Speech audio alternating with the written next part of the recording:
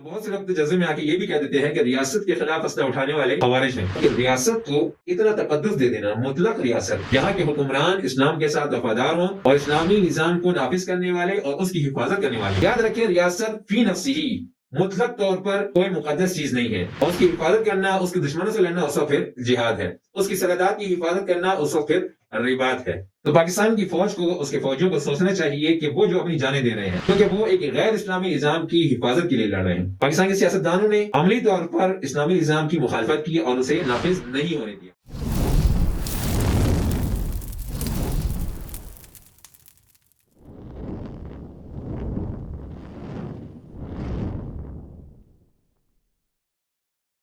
بسم اللہ الرحمن الرحیم۔ بہت دفعہ آپ نے سنا ہوگا، بعض مذہبی حلقوں سے یہ بات سنی ہوگی، اور خصوصاً فوج کے جو مفتی ہیں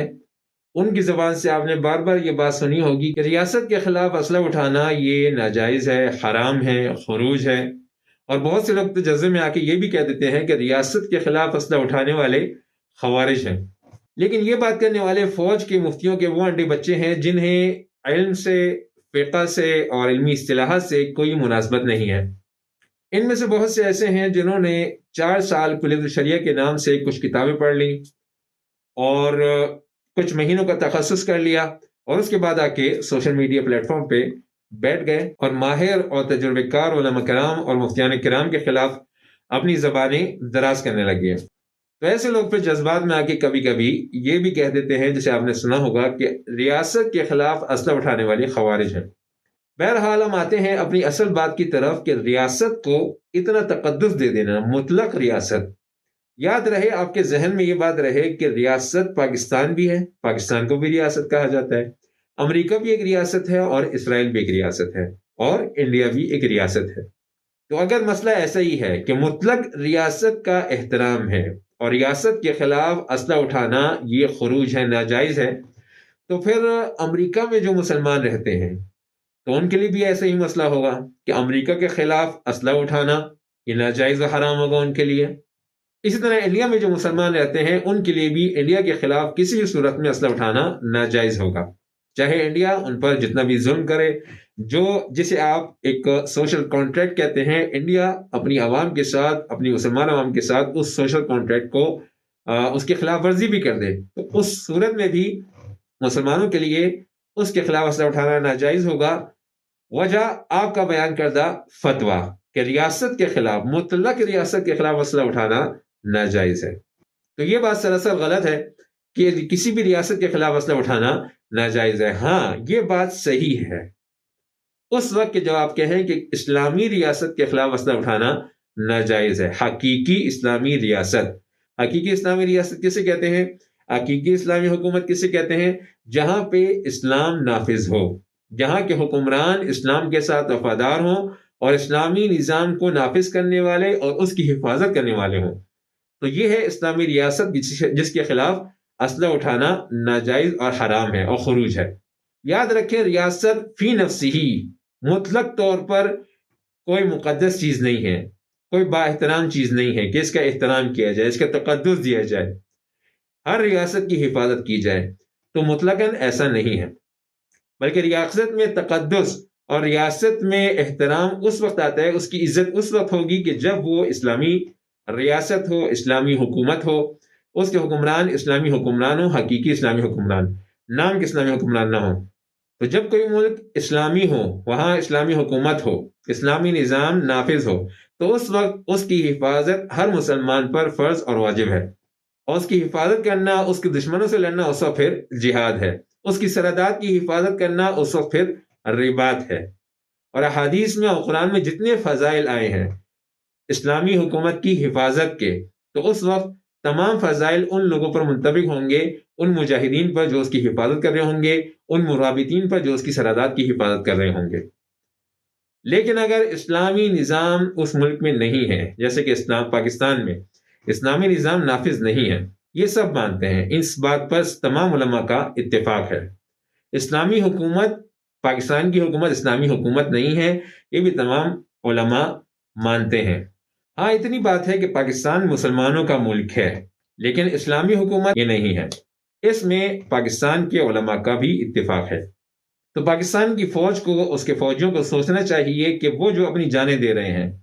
اور جسے وہ جہاد سمجھ رہے ہیں، اور پاکستان کی فوج کے مفتی وہ انہیں فتوے دیتے ہیں کہ تم مجاہد ہو، تمہاری موت شہادت ہے، تو یہ دھوکہ ہے جس میں وہ پڑے ہوئے ہیں، کیونکہ وہ ایک غیر اسلامی نظام کی حفاظت کے لیے لڑ رہے ہیں۔ پاکستان میں جو غیر اسلامی نظام نافذ ہے اس کی حفاظت کے لیے وہ لڑ رہے ہیں، اور پچھلے کئی سال سے جن سے وہ لڑ رہے ہیں، جن کے خلاف وہ اپنی جانیں دے رہے ہیں، وہ لوگ ہیں جو اسلامی نظام کا مطالبہ کرتے ہیں۔ ان کا کوئی اور ایجنڈا نہیں ہے، وہ صرف اتنا چاہتے ہیں کہ پاکستان میں جس مقصد کے لیے پاکستان حاصل کیا گیا تھا وہ مقصد اس میں حاصل ہو جائے۔ پاکستان اس لیے حاصل کیا گیا تھا، لاکھوں لوگوں نے قربانی اس لیے دی تھی، لاکھوں لوگوں نے ہجرت اس لیے کی تھی کہ یہاں پہ اسلامی نظام ہوگا، ہم اسلامی نظام کے سائے تلے زندگی گزاریں گے۔ لیکن پاکستان بننے کے بعد انگریز جن لوگوں کو یہاں پہ اپنے ایجنٹ کے طور پہ چھوڑ کے گیا تھا، انگریز کے جو انڈے بچے تھے، اس کے تیار کردہ اس کے جو شاگرد تھے، جنہیں وہ ملک کا اقتدار اور ملک کی حکومت سپرد کر کے گیا تھا، وہ لوگ اس مقصد میں رکاوٹ بن گئے اور اسلامی نظام کے نفاذ میں وہ رکاوٹ رہے، اور یہ فوج ان کی محافظ رہی۔ پاکستان کے سیاستدانوں نے عملی طور پر اسلامی نظام کی مخالفت کی اور اسے نافذ نہیں ہونے دیا، اور ان کو جو حفاظت دی، ان کو جو قوت دی، وہ اس فوج نے دی۔ تو یہ فوج شروع سے اسلامی نظام کی مخالفت میں اور غیر اسلامی نظام کی حفاظت میں یہ کھڑی ہے اور لڑ رہی ہے۔ اور آج کل جو ان کے مخالفین ہیں طالبان، وہ اسلامی نظام کا مطالبہ کرتے ہیں۔ تو آپ خود سوچ لیں کہ یہ فوج اسلامی نظام کے خلاف، اسلامی نظام کو نافذ کرنے والوں کے خلاف لڑ رہی ہے، تو یہ کیسے شہید ہو سکتی ہے، کیسے مجاہد یہ ہو سکتی ہے؟ تو یہ جو بار بار کہا جاتا ہے، جس کی تکرار کی جاتی ہے کہ ریاست کے خلاف اسلحہ اٹھانا ناجائز ہے، حرام ہے، تو یہ ایک دھوکہ دیا جاتا ہے۔ ان لوگوں کو تو چاہیے تھا کہ یہ بات کریں کہ پاکستان میں اسلامی نظام کیوں نافذ نہیں ہو رہا، اس کی کوششیں کریں، حقیقی کوشش اس کی کریں، اس کے جو مخالفین ہیں ان کے خلاف بات کریں۔ لیکن یہ لوگ الٹا انہی لوگوں کے خلاف لگے ہوئے ہیں کہ جو اسلامی نظام کو نافذ کرنا چاہتے ہیں، جو اسلام سے، امت مسلمہ سے حقیقی طور پر محبت رکھتے ہیں، جو صرف زبان کے دعوے نہیں کرتے بلکہ عملی طور پر اپنے عمل سے یہ دکھاتے ہیں کہ انہیں اسلام سے اور امت مسلمہ سے محبت ہے۔